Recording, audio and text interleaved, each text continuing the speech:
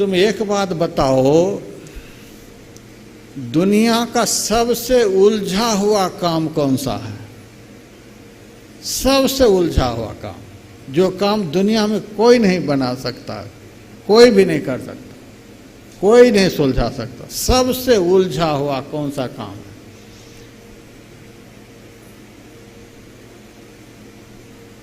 महाराज काम तो एक से एक है संसार में, एक से एक उलझा हुआ काम है। एक से एक की बात मैं नहीं करता, मैं एक बात करना चाहता हूँ, सबसे उलझा हुआ काम, जिस काम के सुलझ जाने के बाद कोई उलझन जीवन में रह ही नहीं जाए, सबसे उलझा हुआ काम। महाराज मुझे तो पता नहीं। मैंने कहा सुनो, 3.5 हाथ का शरीर है। इस 3.5 हाथ के शरीर में हम रहते हैं, हमारे निवास इस शरीर के अंदर में है। अब भगवान कहाँ रहते हैं? भगवान जब सब जगह है तो हमारे अंदर में नहीं है? हमारे अंदर में भी। ईश्वर सर्वभूतानां हृदय से अर्जुन तिष्ठति। ईश्वर समस्त भूत प्राणियों के अंदर में विराजमान है, तो भगवान हमारे अंदर में भी। अब भगवान के पास क्या नहीं है? समग्र सद्गुणों की पराकाष्ठा को ही भगवान कहते हैं। ज्ञान की परिपूर्णता, ध्यान की परिपूर्णता, भक्ति की परिपूर्णता, आनंद की परिपूर्णता, शांति की परिपूर्णता, सुख की परिपूर्णता, समग्र सद्गुणों की पराकाष्ठा, समग्र सद्गुणों की परिपूर्णता जिनमें हो, उन्हीं को तो भगवान कहते हैं।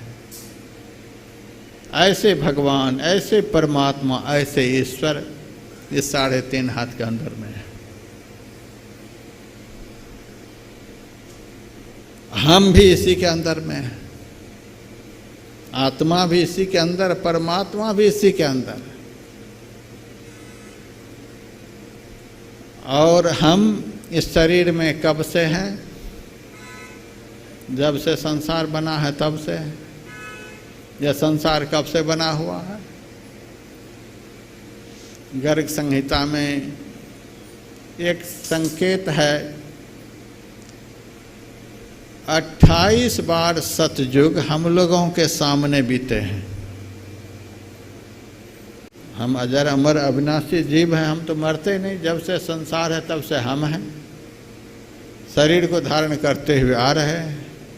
28 बार सतयुग हम लोगों के सामने बीते। 17,28,000 वर्ष सतयुग की आयु है। 28 बार त्रेता युग हम लोगों के सामने बीते हैं। 12,96,000 वर्ष त्रेता युग की आयु है। 8,64,000 वर्ष द्वापर की आयु है।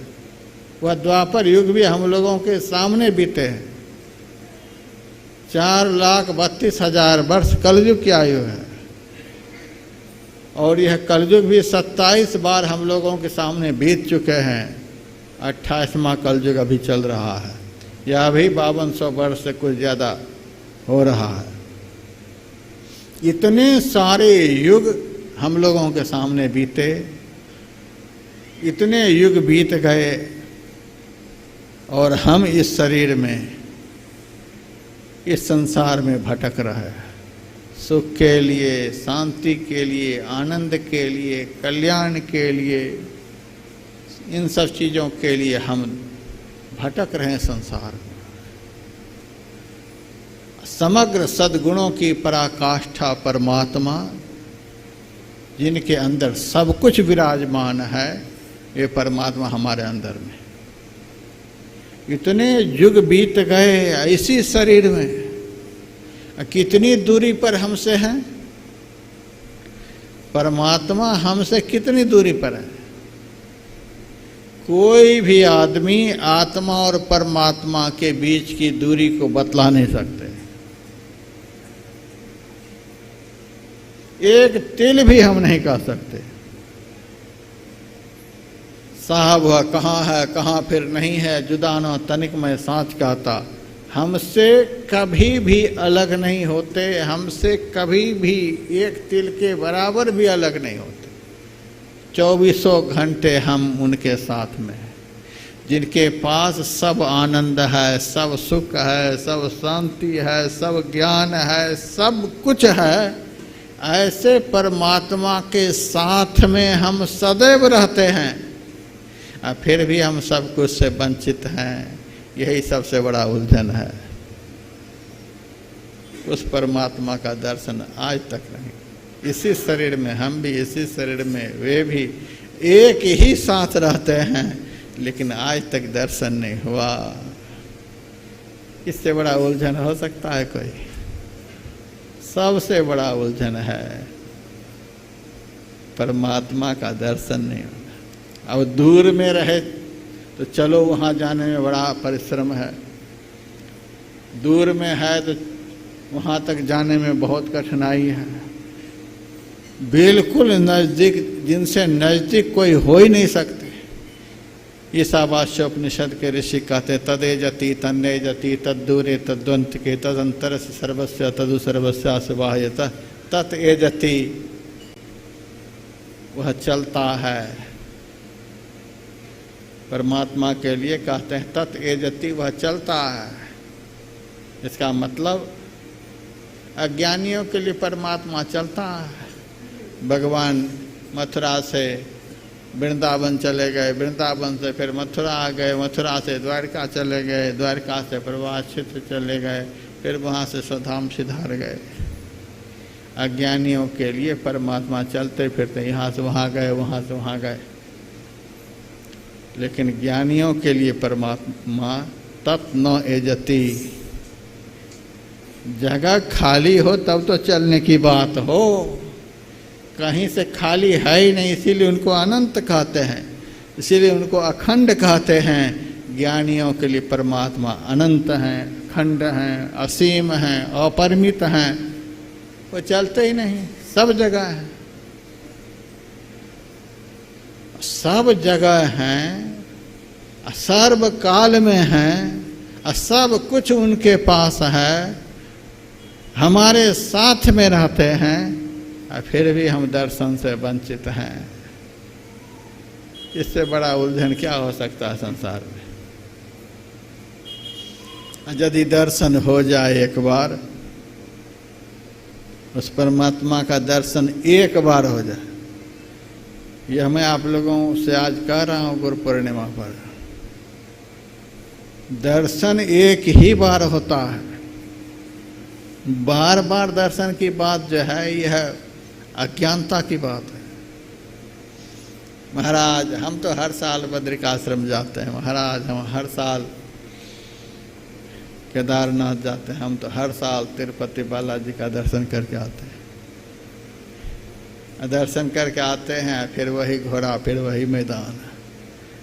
उनके जीवन में, उनके स्वभाव में, उनके विचार में कोई परिवर्तन नहीं। जैसे गए वैसे आए, फिर गए दर्शन के लिए, फिर आए, फिर गए दर्शन के लिए। क्या इसी तरह से परमात्मा का दर्शन होता है? भगवान श्री राम ने हनुमान जी से कहा दर्शना दर्शने हित्वा स्वयं केवल रूपतः यंग आस्ते के विशारदुल ब्रह्म स ब्रह्म विद स्वयं। दर्शन अदर्शन को छोड़कर पुरुष कैवल्य स्वरूप हो जाता है, वह केवल ब्रह्म ज्ञानी ने स्वयं ब्रह्म हो जाता है। मैंने बहुत बार सत्संग में आप लोगों को सुनाया है, आप अपने पुत्र को देख लेंगे तो पुत्र ही नहीं बन जाएंगे, आप अपने पिता को देख लेंगे तो पिता ही नहीं बन जाएंगे, आप अपने भाई को देख लेंगे तो आप भाई ही नहीं बन जाएंगे, आप दुनिया का कुछ भी देख लेंगे तो आप वही नहीं बन जाएंगे। लेकिन मैं आपको विश्वास दिलाता हूँ, जिस दिन परमात्मा का दर्शन कर लेंगे उस दिन आप परमात्मा ही बन जाएंगे। रामायण में वाल्मीकि मुनि भगवान राम के सामने बोल रहे हैं, तुम्हारी कृपा तुम ही रघुनंदन, जान ही भगत भगत और चंदन, सोई जान जही देहु जनाई, जानत तुम ही हो जाई। हे राम, जो आपको जान लेता वह आप ही हो जाता है। आपके में मिलकर एक में एक हो जाता है। महर्षि रमन जी शिवरात्रि के त्योहार के अवसर पर गुफा में बैठे हुए भक्त लोग उनके पास गए। महाराज, सारी दुनिया के लोग यहाँ शिव जी के मंदिर में आए, आप गुफा में बैठे हुए, आप दर्शन के लिए नहीं जाते?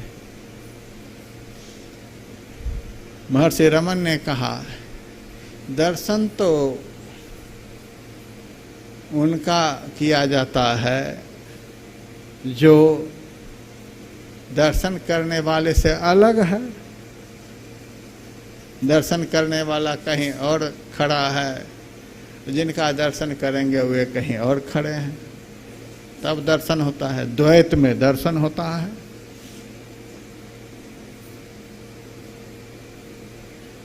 तो भगवान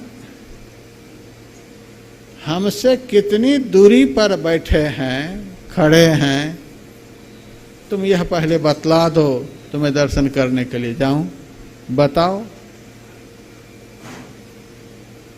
अरे महाराज, हमको उतना ज्ञान नहीं, लेकिन आपको चलना चाहिए मंदिर में। चलो, जाते हैं। मंदिर में चले गए, सब लोग प्रणाम कर रहे हैं, वे चुपचाप खड़े हैं।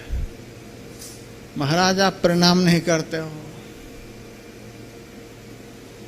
महर्षि रमन ने कहा, बड़ी मुश्किल से तो 2 से 1 बन पाए हैं, और फिर 1 से 2 करना चाहते हो?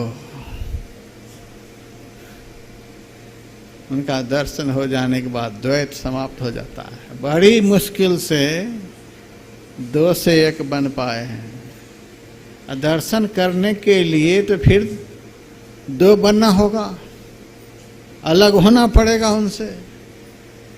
क्या हम अलग होने के लिए इतना भजन किए हैं?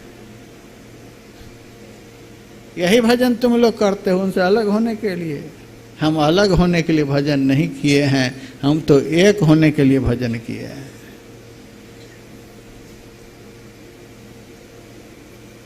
तो बारंबार दर्शन की बात होती है।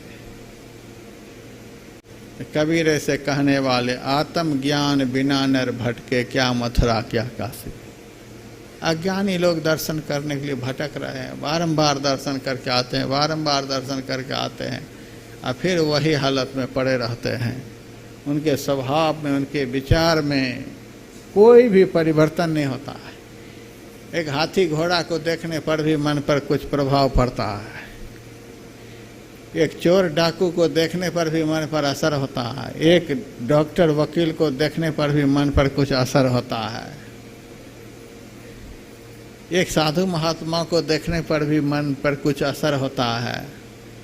भगवान का दर्शन हो जाए, मन में कोई बदलाव नहीं आए, उस आदमी के जीवन में कोई असर न हो, क्या भगवान के दर्शन का यही फल है? इस तरह के दर्शन की बात हम लोग कभी नहीं करते। एक ही बार दर्शन होता है। गई पूतली लोन की था समुंदर लेन, आपा गली पानी भई कौन कहे अब बैन। नमक की पुतली समुद्र की गहराई का पता लगाने के लिए चली, जाते जाते गलती गई, तलहटी में पहुंच करके घुल करके एक मेक हो गई। अब वह कौन कहे कि समुद्र में कितनी गहराई है। उसी तरह से उस परमात्मा का दर्शन करने के लिए भक्त चलता है अंदर की ओर, चलते चलते विषयों से छूटता हुआ, विकारों से छूटता हुआ, शरीर के बंधनों से छूटता हुआ, 3 गुणों से छूटता हुआ, सारे विकारों से छूटता हुआ, जिन सब के कारण हम द्वैत में पड़े हुए हैं, द्वैत के सारे कारणों से छूटता हुआ अंत में वही हो जाता है। ब्रह्म स ब्रह्म विद्य, ब्रह्म को जान लेने वाला केवल ब्रह्म ज्ञानी स्वयं ब्रह्म हो जाता है। लेकिन कितनी बड़ी समस्या है, कितना बड़ा यह उलझन है। अनादिकाल से हम इस शरीर में उस परमात्मा के साथ रहते हैं, लेकिन आज तक दर्शन नहीं हुआ। सबसे बड़ा उलझन है। और यह उलझन यदि एक बार सुलझ गया तो जीवन में कभी उलझन आएगा ही नहीं। कोई उलझन नहीं, कोई समस्या नहीं। साधु संत के पास लोग जाते हैं समग्र समस्याओं का निदान कराने के लिए, वहाँ कोई समस्या नहीं, कोई उलझन नहीं। सारी दुनिया के उलझन को सुलझाते हैं, सारी दुनिया के भ्रम को दूर करते हैं, वहाँ कोई भ्रम नहीं रह गया। एक बार दर्शन हो गया, सारा उलझन खत्म। न सुख की कोई कमी रह गई, न आनंद की कोई कमी रह गई, न शांति की कोई कमी रह गई। हम तो यह भी कभी कभी सुनाते हैं, किसी आदमी को कुछ प्यास भी लगी हो और कुछ भूख भी लगी हो, तो क्या पानी पीने से दोनों समस्याओं का समाधान हो जाएगा?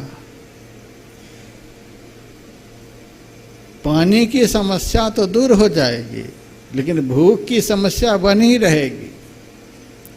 एक चीज के सेवन से दोनों समस्याओं का समाधान नहीं हो जाता है। कोई आदमी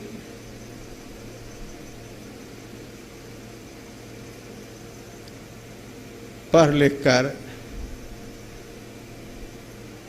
डीएम बन जाए, सभी समस्याओं का समाधान हो जाएगा डीएम बनने से? कोई आदमी इलेक्शन लड़कर मुख्यमंत्री बन जाए, प्रधानमंत्री बन जाए, सभी समस्याओं का समाधान हो जाएगा? अब उनके जीवन में कोई समस्या नहीं। संसार का पद, संसार की प्रतिष्ठा, संसार का सुख, संसार का सब कुछ प्राप्त हो जाए, जितने मात्रा में प्राप्त होंगे उलझन उतने ही मात्रा में अधिक बढ़ेंगे। आज प्रधानमंत्री के जीवन में जितना उलझन है उतना उलझन आप लोगों के जीवन में नहीं है। आप लोग तो यहाँ से देख रहे हैं प्रधानमंत्री को, लेकिन उनके जीवन में जो उलझन है उनका दिल जानता होगा। वह अकेले अपने मन से पानी नहीं पी सकते। पानी पीने की इच्छा होगी तो उनके पास आदमी होंगे, वे डॉक्टर को बुलाएंगे, पानी का चेक होगा, फिर वह पानी पिएंगे। अपने मन से उठा करके पानी पी लेंगे सो बात नहीं। उनको भूख लग जाएगी तो उठा करके तुरंत रोटी खा लेंगे सो बात नहीं। उनके सारे खाना का चेक होगा, जांच होगी, तब वो खा सकते हैं। वे अपने मन से किसी से मिल नहीं सकते, वे अपने मन से किसी से बोल नहीं सकते। इतना बड़ा पद प्राप्त हो गया और अपने मन से बेचारे कुछ नहीं कर सकते। वो भीतर से एक तरह से कैद खाना में है। उसके बाद भी जितना बड़ा पद उतनी ही असुरक्षा।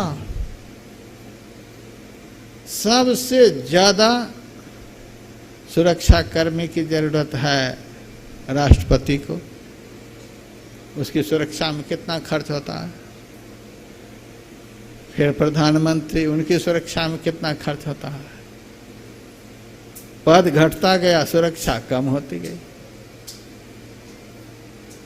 अब मुख्यमंत्री में सुरक्षा कर्मी दल कम हो जाते हैं, डीएम के साथ 2-4 रहते हैं, एसपी के साथ और कम हो जाते हैं। और हम आप लोग अकेले हर की पौड़ी चले जाते हैं, ऋषिकेश चले जाते हैं, कहीं चले जाते हैं, किसी बड़ी गार्ड की जरूरत नहीं। संसार का लेवल जितना घटता जाता है उतना ही उनका जीवन सुरक्षित होता चला जाता है। संसार का लेवल जितना बढ़ता जाएगा उतना जीवन असुरक्षित होता चला जाएगा।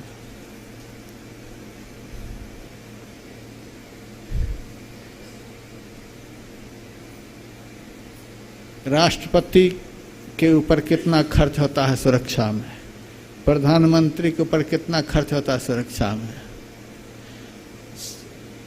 शास्त्र को पढ़कर देखें सबसे बड़ा पद कौन सा है, जिससे बड़ा कोई पद ना हो, उसी को परमात्मा पद कहते हैं। अर्थात परमात्मा का पद सबसे बड़ा पद है, परमात्मा से बड़ा कोई नहीं हो सकता। प्रधानमंत्री बनने के लिए इलेक्शन होता है, राष्ट्रपति बनने के लिए इलेक्शन होता है, लेकिन आज तक प्रधानमंत्री बनने के लिए हुआ इलेक्शन? कभी होगा भी नहीं। यही एक ऐसा पद है जिसको बार बार प्राप्त करना नहीं होता है, एक बार भजन करके वहाँ पहुँच जाओ, फिर कहीं आने जाने की बात नहीं रह जाएगी। एक ही बार में मंजिल तय हो गया, कहीं आने जाने की जरूरत नहीं। सबसे बड़ा पद परमात्मा का पद है, लेकिन उनकी सुरक्षा में, परमात्मा की सुरक्षा में कौन है? गजराज पुकारे और आ गए, कितने बॉडीगार्ड साथ में थे। जटायु पुकार रहा था, पहुंच गए, कितने बॉडीगार्ड साथ में थे। गणिका, अजामिल, ब्याद, गिद्ध, गजाद, खल, तारे, घना, इन सब के पास पहुंच गए। सबरी के पास पहुंच गए, कितने बॉडीगार्ड थे। दुनिया का सबसे बड़ा पद और सबसे बड़ी सुरक्षा, उस पद में कोई भय नहीं है, कोई डर नहीं है। महात्मा गांधी की सेवा में एक अंग्रेज रहता था और वह अंग्रेज साथ में रिवाल्वर रखता था। एक दिन किसी काम से अंग्रेज बाजार गया, महात्मा जी उनके कमरे में गए, देखते हैं कि जेब में कुछ वजनदार चीज है। छू करके देखे, उनको लगा कि यह रिवाल्वर है। अंग्रेज के आने पर कहा कि अरे तुम जेब में रिवाल्वर रखते हो? महाराज आपके जीवन में बड़ा संकट है, बहुत दुश्मन आपके हैं, इसीलिए आपके साथ में रहता हूँ, तो आपके सुरक्षा के लिए रखता हूँ। महात्मा गांधी ने कहा आज तक तो मैं यही जानता था कि हमारी सुरक्षा ईश्वर करते हैं, लेकिन अब मुझे पता चला कि मेरी सुरक्षा तू भी कर सकता है। कितना बड़ा पद है परमात्मा का, और कितना वह पद सुरक्षित है कि कोई बॉडीगार्ड नहीं। फारसी में उस परमात्मा को खुदा कहा जाता है। खुदा का अर्थ जिनके ऊपर प्रसन्न हो जाते हैं, खुद आ जाते हैं, किसी बॉडीगार्ड की जरूरत नहीं, अकेले आ जाते, कोई डर नहीं, कोई भय नहीं। संत सदगुरु का पद कितना बड़ा होता है। सहजबाई कहती हैं, परमेश्वर सु गुरु बरे गावत वेद पुराण, सहजो हरि के मुक्ति हैं गुरु के घर भगवान। परमात्मा तो अकेले विचरण करते हैं, उनको किसी बॉडीगार्ड की जरूरत नहीं। संत सदगुरु कैसे होते हैं? संत सदगुरु के पीछे पीछे परमात्मा चलते हैं। अणुब्रजाम्यहं नित्यं पूजे यत्यंग्रि रेणुभिः। उद्धव जी से भगवान ने कहा, हे उद्धव, संत जब चलते हैं तो मैं उनके पीछे पीछे चलता हूँ।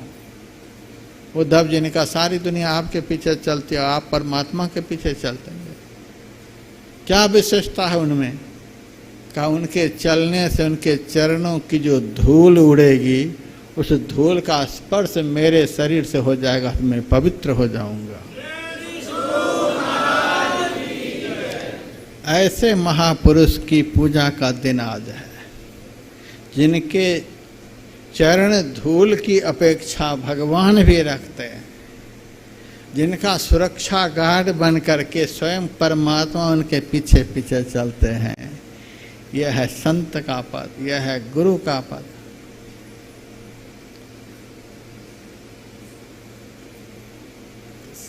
तो परमात्मा का पद जो है समस्त उलझनों से रहित है, और उन परमात्मा का दर्शन जिनको हो जाता है उनका जीवन समग्र उलझनों से रहित हो जाता है, उनके जीवन में कोई उलझन नहीं। तो सबसे बड़ा उलझन है, जिनसे बड़ा उलझन संसार में हो नहीं सकता, इस शरीर के अंदर हम रहते हैं, इस शरीर के अंदर परमात्मा रहते हैं, अनादिकाल से हम दोनों एक साथ रहते हैं, लेकिन दर्शन कभी भी नहीं। सबसे बड़ा उलझन, दर्शन हो जाए सारा उलझन एक ही क्षण में समाप्त। इस उलझन को कौन दलाल सुलझाएंगे? इस उलझन को जो सुलझा दे वह दुनिया का सबसे बड़ा दलाल। परमा तमसों आत्मा जुदा रहे बहुकाल, सुंदर मेला कर दिया सतगुरु मिला दलाल। आत्मा परमात्मा अनादिकाल से भिन्नत्व का बोध कर रहा है, आज तक दर्शन नहीं हुआ। सुंदर मेला कर दिया, इन उलझनों को सुलझा दिया, सतगुरु मिला दलाल। जितना बड़ा उलझन होता है उस उलझन को सुलझाने में दलाल लोग उतना ही अधिक कमीशन लेते हैं। और सबसे बड़ा उलझन आत्मा परमात्मा का मिलन नहीं होना, और इतना बड़ा उलझन को सुलझा देते हैं और कमीशन एक भी पैसे नहीं। अब कहिए इनसे बढ़कर उपकारी संसार में कौन हो सकते हैं?